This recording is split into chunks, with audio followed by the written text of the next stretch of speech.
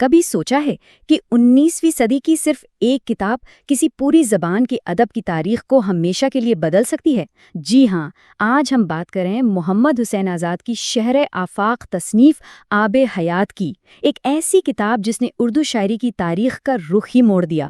تو آئیے اس کی گہرائی میں اترتے ہیں۔ معیار ساز یعنی کینن فارمنگ، بس یہ ایک لفظ ہی اس کتاب کی پوری طاقت بتا دیتا ہے۔ آب حیات نے فیصلہ کیا کہ اردو شاعری میں کسے یاد رکھا جائے گا اور کسے بھلا دیا جائے گا۔ اس نے ایک ایسا ادبی پیمانہ بنا دیا جو آج تک ہمارے ذہنوں پر اثر رکھتا ہے۔ لیکن سوال تو یہ ہے کہ آخر ایک کتاب میں اتنی طاقت آئی کہاں سے؟ اچھا، تو آب حیات کا مطلب کیا ہے؟ وہ پانی جو ہمیشہ کی زندگی دے، اور یہی آزاد کا مقصد تھا، اردو شاعری کو ایک لا پانی زندگی دینا۔ اور یہ انہوں نے کیسے کیا؟ ایک بہت ہی انقلابی کام کر کے۔ انہوں نے اردو شاعری کی پہلی تاریخ لکھی جو زمانی ترتیب پر تھی، یعنی کون سا شاعر کس دور میں تھا۔ یہ صرف شاعروں کی ایک لسٹ نہیں تھی، بلکہ ایک پوری کہانی تھی، ایک داستان۔ آب حیات سے پہلے کیا ہوتا تھا؟ شاعروں کے بارے میں تذکرے لکھے جاتے تھے۔ تذکرہ عام طور پر بس شاعروں کی ایک الفابیٹیکل لسٹ ہوتی تھی، الف سے شروع ہونے والے پہلے، پھر بے والے، وغیرہ وغیرہ۔ اس سے یہ تو پتہ چلتا تھا کہ کون کون شاعر ہے، لیکن یہ سمجھنا بہت مشکل تھا کہ وقت کے ساتھ شاعری بدلی کیسے۔ آزاد نے اس پوری روایت کو توڑ دیا۔ انہوں نے ایک تاریخی کہانی سنائی، اور اس وقت کے لیے یہ ایک بہت بڑا انقلابی قدم تھا۔ اور آزاد کا جو انداز بیان تھا، وہی تو ان کی سب سے بڑی خوبی تھی۔ اردو زبان کی شروعات کیسے ہوئی؟ اس کے لیے ان کا یہ خوبصورت میٹافور دیکھیے۔ کتنی خوبصورتی سے انہوں نے زبان کی پوری تاریخ ایک جملے میں سمیٹ دی۔ ان کی یہی شاعرانہ نثر تھی جو تاریخ جیسے خشک موضوع کو بھی اتنا دلچسپ بنا دیتی تھی۔ تو یہ کتاب تو عظیم تھی ہی، لیکن اس کے پیچھے جو شخص تھا وہ کون تھا؟ چلیے اب بات کرتے ہیں اس کے مصنف محمد حسین آزاد کی۔ ایک ایسی زندگی جہاں ذہنی بلندی اور شدید ذاتی صدمات ساتھ ساتھ چلتے تھے۔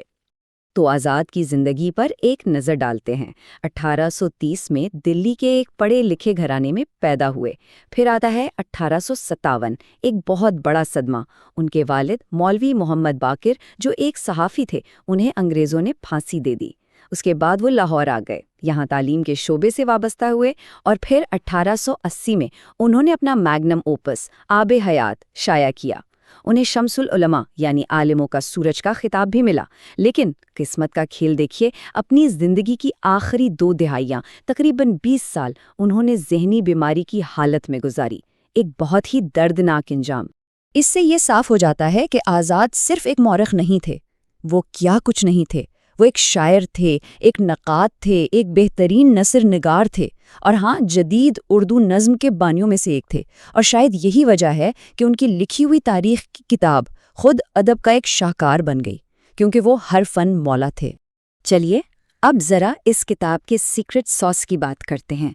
آخر ایسی کیا بات ہے اس کی نثر میں جو اسے اتنا خاص بناتی ہے؟ دیکھیے، آب حیات کی مقبولیت کا راز صرف اس کے فیکٹس میں نہیں ہے، بلکہ اس کے لکھنے کے انداز میں ہے۔ آزاد کی نثر، وہ نثر کم، شاعری زیادہ لگتی ہے۔ اتنی کریٹیو، اتنے میٹافرز کہ پڑھنے والا بس کھو جاتا ہے۔ اس مثال کو دیکھیے، کیا کہہ رہے ہیں آزاد؟ وہ کہہ رہے ہیں کہ ایک اصلی فنشناس جو ہوتا ہے نا، وہ صرف گلاب کی پھول کو نہیں دیکھتا۔ اگر اسے گھاس کی ایک پتی یا ایک خوبصورت کانٹا بھی نظر آ جائے تو وہ اس میں بھی اتنا ہی حسن دیکھ سکتا ہے۔ یہ ان کی ادبی سمجھ کی گہرائی دکھاتا ہے کہ وہ عام سی چیزوں میں بھی کتنے خاص معنی ڈھونڈ لیتے تھے۔ اور یہ والی مثال تو اور بھی مزیدار ہے۔ یہاں وہ اپنے دور کے پڑھنے والوں کا مذاق اڑا رہے ہیں۔ کہہ رہے ہیں کہ آج کل کے لوگ کتابوں کو ایسے پڑھتے ہیں جیسے بکریاں کسی باغ میں گھس جاتی ہیں، جہاں منہ لگایا وہاں سے ایک ٹکڑا کاٹ لیا، اور باقی پورے باغ کا کچھ پتہ ہی نہیں۔ یعنی پوری کتاب کو سمجھنے کی کوشش ہی نہیں کرتے۔ اپنی تنقید کو اتنی یادگار انداز میں پیش کرنا، یہ بھی آزاد کا ہی کمال تھا۔ لیکن ہر کہانی کے 2 پہلو ہوتے ہیں۔ آب حیات کی کہانی صرف اس کی خوبصورتی پر ختم نہیں ہوتی۔ یہ ایک شاہکار ضرور ہے، لیکن ایک ایسا شاہکار جس میں خامیاں بھی ہیں۔ اس کی لیگیسی جتنی بریلینٹ ہے، اتنی ہی کمپلیکیٹڈ بھی۔ تو چلیے اب اس تصویر کا دوسرا رخ دیکھتے ہیں۔ تو یہاں ہم آب حیات کی لیگیسی کا ایک بیلنسڈ ویو دیکھتے ہیں۔ ایک طرف اس کی کامیابیاں، یہ پہلی کرونالوجیکل ہسٹری تھی، اس کی نثر لاجواب تھی اور اس نے آنے والے وقت کے لیے سٹینڈرڈ سیٹ کیے۔ لیکن دوسری طرف اس میں بہت سی تاریخی غلطیاں ہیں، فیکچول ایررز ہیں، اور کچھ کہانیاں تو ایسی ہیں جو آزاد نے شاید خود بنا لی تھیں۔ مسئلہ یہ ہوا کہ آزاد کا لکھنے کا انداز اتنا جادوئی تھا کہ ان کی لکھی ہوئی ہر بات، چاہے وہ سچ ہو یا نہ ہو، آنے والی نسلوں نے اسے سچ مان لیا۔ اور یہ جملہ اس پوری بحث کا نچوڑ ہے۔ آب حیات وہ نقطہ ہے جہاں ادبی فن اور تاریخی تحقیق آپس میں ملتے ہیں، اچھے اور برے دونوں معنوں میں۔ اس کتاب نے اردو ادب کو ایک بہترین کہانی تو ضرور دی، لیکن اس کہانی کو سنانے میں کہیں کہیں تاریخی حقیقت پیچھے رہ گئی۔ تو ہم اس بات کو یہیں اس سوال پر چھوڑ دیتے ہیں۔ آب حیات کی مثال دیکھ کر سوچنا پڑتا ہے کہ کیا ایک خوبصورت کہانی تاریخی حقیقت سے زیادہ طاقتور ہو سکتی ہے؟ ایک ایسی کہانی جو شاید پوری طرح سچ نہ ہو، کیا وہ پوری تاریخ کا رخ موڑ سکتی ہے؟ یہ ایک ایسا سوال ہے جس پر غور کرنا بہت ضروری ہے۔